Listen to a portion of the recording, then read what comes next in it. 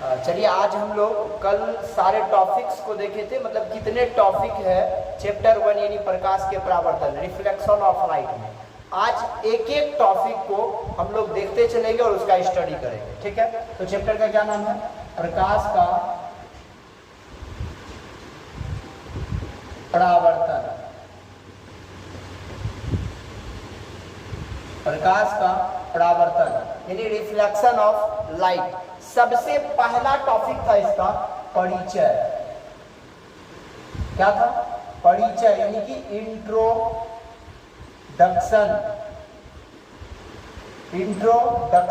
तो हम कल आपको बताए थे यदि हम लोग किसी से भी मिलते हैं तो उसका परिचय देते, बाबू आपका क्या नाम है, कहां से है। तो यही चैप्टर यानी प्रकाश के परावर्तन में पहला टॉपिक परिचय है, जिसके बारे में हम लोग जानेंगे। तो चैप्टर का क्या नाम है? प्रकाश का परावर्तन। तो इसका परिचय हम लोग अभी पढ़ेंगे। तो परिचय क्या है? इस अध्याय में हम लोग प्रकाश और प्रकाश के गुण तथा उसके परावर्तन और परावर्तन के नियम के बारे में अध्ययन करेंगे। थोड़ा हम इसको लिख देते हैं, आप समझ गए होंगे, फिर से समझिए। इस अध्याय में हम लोग प्रकाश के गुण, परावर्तन और उसके नियमों के बारे में अध्ययन करेंगे। समझ में आ गया होगा? तो क्या बोले? इस अध्याय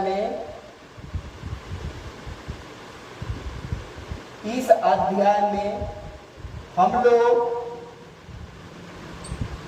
प्रकाश के गुण, परावर्तन, उसके नियम तथा प्रकार के बारे में अध्ययन करेंगे। प्रकार के बारे में अध्ययन करेंगे। शायद आपको परिचय समझ में आ गया होगा। इस अध्याय में हम लोग केवल और केवल प्रकाश से रिलेटेड घटनाओं के बारे में अध्ययन करेंगे, जिसमें परावर्तन को पढ़ना है, प्रकाश के गुण को पढ़ना है और परावर्तन का क्या प्रकार है, क्या गुण है, उसके बारे में अध्ययन करना है। समझ में आ गया कि नहीं गया? उसी के बीच दर्पण सब आएंगे, वो सारे चीज को हम लोग देख लेंगे। तो हम लोग का ये चीज समाप्त हो गया। क्या? परिचय। दूसरा टॉपिक होगा हम लोग का, ये टॉपिक नंबर 1 था। अब हम लोग चलेंगे टॉपिक नंबर 2 पे, जिसका नाम है प्रकाश यानी कि लाइट। देखिए प्रकाश क्या है? आप देख रहे होंगे, आपके नजर में डेली प्रकाश होता होगा। जैसे आप टॉर्च लाइट को जलाते होंगे, सुबह होता है, प्रकाश हो जाता है। तो प्रकाश क्या है? मन में यही आ रहा और क्वेश्चन भी आपसे यही पूछा जाएगा, आखिर लाइट है क्या? What is light? प्रकाश है क्या? तो आप याद कर दीजिए, प्रकाश वह माध्यम, क्या कौन है? प्रकाश वह माध्यम है। फिर से सुनिए, प्रकाश वह माध्यम है जिसकी उपस्थिति में हम किसी भी वस्तु को देख पाते हैं। आज आप बताइए, ये मार्कर मेरे हाथ में है, तो आप किस प्रकार इसको देखते हैं? यहाँ लाइट जल रहा है इसलिए आप देख रहे हैं। अभी काश हम अंधेरा कर दें, आपको यह मार्कर नहीं दिखेगा। मार्कर का तो बात दूर, यदि लाइट को अंधेरा कर दें तो अभी हम आपको नहीं दिखेंगे, है ना। तो प्रकाश की उपस्थिति में हम किसी भी वस्तु को देख पाते हैं। समझ में आ गया कि नहीं? प्रकाश वह माध्यम है, समझ लीजिए बढ़िया से, प्रकाश वह माध्यम है जिसकी उपस्थिति में हम किसी भी वस्तु को देख पाते हैं। आज यदि प्रकाश नहीं होगा तो हम किसी भी वस्तु को नहीं देख पाएंगे। तो आपको डिफिनेशन कैसे लिखिएगा, हम फिर से बोल जाते, समझ गए होंगे आप। समझिए, प्रकाश वह माध्यम है जिसकी उपस्थिति में हम किसी भी वस्तु को देख पाते हैं। आज प्रकाश खत्म। आपको एक एग्जांपल देते हैं। हनुमान जी को देखे हैं ना, सुने होंगे उसका नाम, फोटो देखे होंगे, मंगलवार का उसी का दिन होता है। एक बार वो जब छोटे थे तो जैसे सूरज उगता सुबह सुबह तो लाल कलर का रहता, आप देखे होंगे। तो अपना मम्मी से पूछता है, मम्मी बताओ क्या है? तो मम्मी से गुस्सा नहीं रहती है, ये तो तो उसका मम्मी कह दिया वो फल है, तो जैसे कहा फल है, हनुमान जी उसको एकदम निगल गए। निगलना देरी, जैसे निकला पूरा दुनिया हाहाकार अंधकार में। अब कुछ दिन में रात हो गया। अब बताओ बाबू, जीना संभव है? संभव नहीं है। इसलिए प्रकाश का आवश्यक, प्रकाश का होना बहुत ज्यादा आवश्यक है, बहुत ज्यादा जरूरी है। तो प्रकाश क्या है समझ गए? प्रकाश वह माध्यम है जिसकी उपस्थिति में हम किसी वस्तु को देख पाते हैं। शायद आपको अच्छा से याद हो गया होगा। चलिए तीसरा टॉपिक है हम लोग का प्रकाश के गुण। प्रकाश के गुण यानी प्रॉपर्टीज ऑफ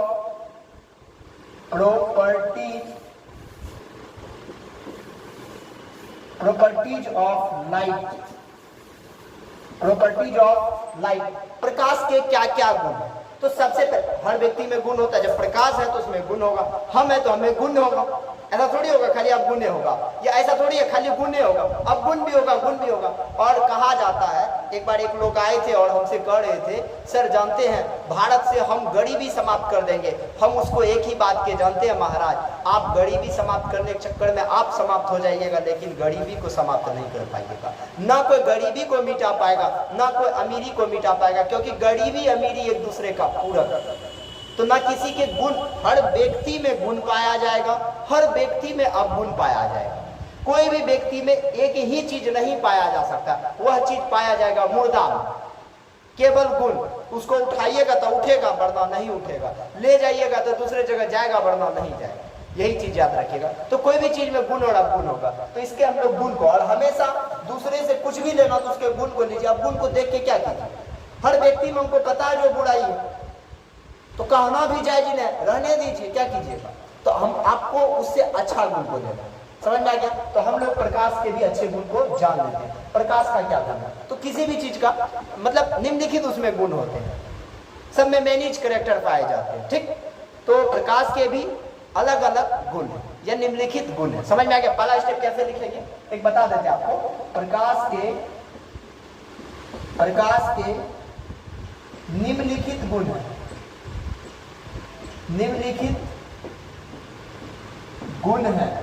प्रकाश के कौन सा गुण है? निम्नलिखित गुण है। ठीक, अब चलिए, तो सबसे पहला उसका कुछ गुण होगा, कोई खासियत वाला बात होगा। तो पहला बात याद रखिएगा आप लोग, प्रकाश जब भी गमन करे, प्रकाश जब भी गमन करेगा स्ट्रेट लाइन यानी सीधी रेखा में गमन करेगा। शायद आपको याद हो जाए, प्रकाश हमेशा सीधी रेखा में गमन करती है। याद हो गया कि नहीं? तो अब चलते हैं सबसे दूसरा बात। पहला बात याद हो गया, प्रकाश सीधी रेखा में गमन करती है। दूसरा बात, प्रकाश का चाल यानी चाल स्पीड होता है ना, तो भिन्न भिन्न माध्यम यानी अलग अलग माध्यम में जो जाएगा, ठीक, अलग अलग माध्यम में अलग अलग होता है। प्रकाश का चाल भिन्न भिन्न माध्यम में भिन्न भिन्न होता है। याद नहीं हो गया? पहला क्या था? प्रकाश सीधी रेखा में गमन करती है। प्रकाश का वेग भिन्न भिन्न माध्यम में भिन्न भिन्न होता है, यानी अलग अलग माध्यम में अलग अलग होता है। तो पहला क्या था? सीधी रेखा में गमन करती है। कैसी रेखा में? सीधी रेखा में। दूसरा क्या बोले? भिन्न भिन्न माध्यम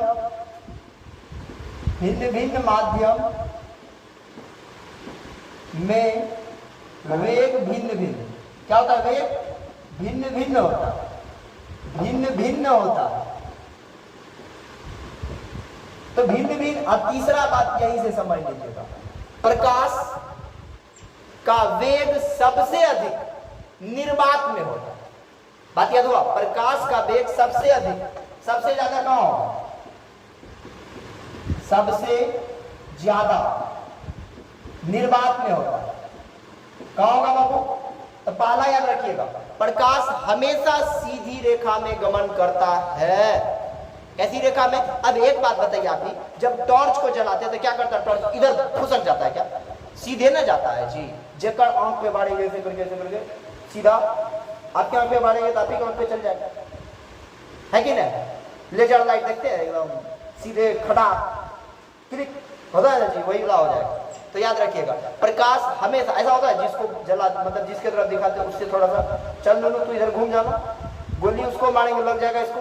ये डरवा आंख में होता है, ये आंख डरवा आता है, देखेगा आपको ऐसा करके ऐसे करके देखेगा, अब बात करेगा उससे आपको देखेगा दैन की तरह नजर करता है उधर कर, तब उसको हम लोग कहते थे। लेकिन प्रकाश में ऐसा नहीं होता, प्रकाश सीधी रेखा में गमन करता है, जिधर ले जाएंगे उधर, जिसको मारेंगे उसको, एकदम टॉर्च जिस पे जलाइएगा उसी पे जाएगा। समझ में आ गया होगा इसका मतलब, प्रकाश सीधी रेखा में गमन करता है। दूसरा, भिन्न भिन्न माध्यम में प्रकाश का वेग भिन्न भिन्न होता है, यानी जिस माध्यम में जैसे अलग अलग में जाएगा अलग अलग होते जाएगा।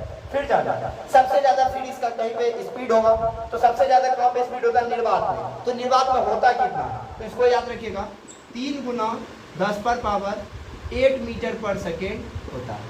समझ में आ गया कि नहीं? कितना होता है, 3 × 10⁻8 मीटर पर सेकेंड होता है। कहाँ पे, निर्वात में। उसके बाद समझते हम लोग चौथा, प्रकाश जब एक माध्यम से दूसरे माध्यम में जाता है, प्रकाश एक स्थान से दूसरे स्थान तक जाता है, तो इसको कोई भी माध्यम की आवश्यकता नहीं पड़ती है। याद हुआ, प्रकाश जब एक स्थान से दूसरे स्थान तक जाता है तो इसमें माध्यम की आवश्यकता नहीं होती है। इसमें और ढेर सारे रूल कानून नियम सब है, लेकिन आपको मेरे ख्याल से ये जो आपको बताया आपको याद हो गया होगा। क्या बोले, प्रकाश जब एक स्थान से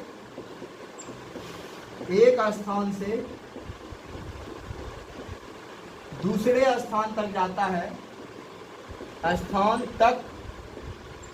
है तो माध्यम की आवश्यकता नहीं पड़ती है। जाता है तो माध्यम की आवश्यकता नहीं पड़ती है। माध्यम की आवश्यकता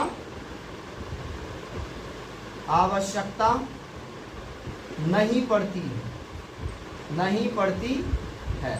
आदि ढेर सारे गुण हैं, बस हमको ये 3 4 5 जो आपको बता दिए ये आपको याद रखना है। एक बार हम पांचों को फिर से कर रहे हैं, आप समझिएगा। पहला गुण है प्रकाश सीधी रेखा में गमन करती है। दूसरा है भिन्न भिन्न माध्यम में प्रकाश का वेग भिन्न भिन्न होता है, यानी अलग अलग माध्यम में प्रकाश का वेग अलग अलग होगा। सबसे ज़्यादा निर्वात में होगा। सबसे ज़्यादा कहाँ पे होगा, तो निर्वात में होगा। कितना होगा, 3 × 10⁻8 मीटर पर सेकेंड होगा। प्रकाश जब एक स्थान से दूसरे स्थान तक जाता है उसमें कोई भी माध्यम की आवश्यकता नहीं होती है। आप इस बात को जान लीजिए। शायद मेरे ख्याल से ये सारे गुण को, यानी कि उसके जो अच्छाई बात है, इसको आप लोग जान लिए होंगे। तो इसके बाद हम लोग टॉपिक पे जाएंगे। याद हो गया होगा शायद आपको, पांचों चारों जो भी आपको बता दिए वो सारा याद हो गया होगा। तो चलिए नेक्स्ट टॉपिक हम लोग का क्या है, चलिए अब हम लोग नेक्स्ट टॉपिक, यानी कि कितना टॉपिक हो गया था हम लोग का, परिचय प्रकाश, प्रकाश के कुछ गुण, ये सारा देख लिए थे। अब हम लोग देखेंगे प्रकाश के स्रोत, यानी प्रकाश स्रोत, सोर्स ऑफ लाइट। क्या है प्रकाश के स्रोत? अब समझिएगा, प्रकाश आता कहाँ से? कोई भी चीज आया है ना धरती पे, जी आप आए हैं ना, तो आपको भी कोई लाया होगा ना, आप सोर्स से आए होंगे। मान लेते हैं अभी हम पटना जाएंगे तो कोई ना कोई माध्यम से गए होंगे, या कोई हमको भेजा होगा या कोई कार्य होगा, तो वही तो हो गया सोर्स। अब समझिए, सोर्स ऑफ लाइट यानी प्रकाश के स्रोत। तो प्रकाश के मुख्य रूप से 2 ही स्रोत है, एक मानवीय स्रोत, और एक मानवीय स्रोत को ही कृत्रिम स्रोत कहते हैं, और एक प्राकृतिक स्रोत। जैसे आपको सूर्य का प्रकाश मिल रहा है तो वो मानव के द्वारा नहीं ना मिल रहा है, तो जो गॉड के द्वारा, यानी सूर्य चांद ये सब के द्वारा जो भी प्रकाश मिलेगा उसको हम लोग प्रकाशीय स्रोत कहेंगे। क्या कहेंगे उसको, प्राकृतिक स्रोत कहेंगे। समझ में आ गया होगा। और कृत्रिम स्रोत क्या होगा, या मानव निर्मित स्रोत क्या होगा, ऐसा प्रकाश जो हमें मानव के द्वारा बनाए गए वस्तुओं से प्राप्त होता है उसको मानवीय स्रोत या कृत्रिम स्रोत कहेंगे। याद हो गया होगा। फिर से समझिए, प्रकाशीय स्रोत कितने प्रकार के, 2 प्रकार के। कितना प्रकार का, मुख्य रूप से 2 प्रकार के। कौन सा, एक मानवीय या कृत्रिम, दूसरा क्या बोले, प्राकृतिक। क्या बोले, प्राकृतिक स्रोत। इसी को क्या कहा जाता है, आर्टिफिशियल। इसको क्या कहा जाता है, नेचुरल। एक को आर्टिफिशियल, दूसरे को नेचुरल। एक को आर्टिफिशियल, दूसरे को, यानी जो कृत्रिम होगा, जो इंसान के द्वारा बनाया होगा उसको आर्टिफिशियल कहते हैं, जो गॉड के द्वारा बनाया होगा उसको नेचुरल कहते हैं। अब आप बताइए, यदि दिन में सूरज उगता है तो इसका जो प्रकाश है यह कौन सा हो, मानवीय या प्राकृतिक?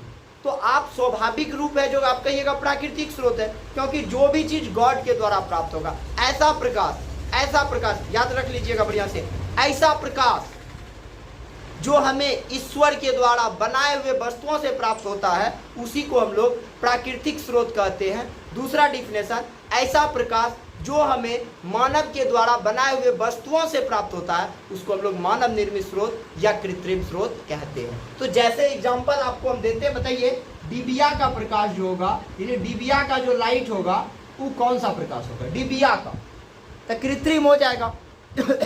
आज डिबिया बनाए तो प्रकाश है, नहीं बनाते तो। अच्छा आप बताइए, आप एक एलईडी बल्ब जलाते होंगे, एलईडी बल्ब कौन सा होगा? एलईडी बल्ब का प्रकाश कौन सा होगा?